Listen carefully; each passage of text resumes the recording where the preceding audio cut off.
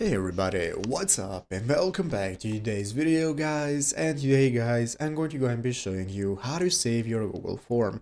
This is a very simple thing to do, so make sure to watch this quick and easy video till the very end and follow my steps correctly so you can make sure that this works the same for you and you can do this yourself. But yeah guys, let's get straight into it. So first things first, we're going to go and be opening up the official Google Forms website right here at docs.google.com/forms. This is the main page that you want to open up, and once you have opened it up, you'll be greeted by the main page right here where in the upper right corner we can get started. First thing, logging into our account. So if you have not already logged into the form where you want to save it, you can go ahead and create a new account if you need one. After logging in, you'll be greeted by this home page right here, and after logging in, now we can get started with this main page where we can get started creating a new form. Here we have our recent forms that we can save and so on. So guys, let's say you have yet not created your form that you want to save. You can do so right here by clicking the plus button. This is going to open up a new untitled form where you can go ahead and get started creating your form however you want, and you can design it, and once you're ready we can get started. So I already have my form right here. As you can see, I have a tutorial form I have created for a video where I have multiple questions, answers, and so on.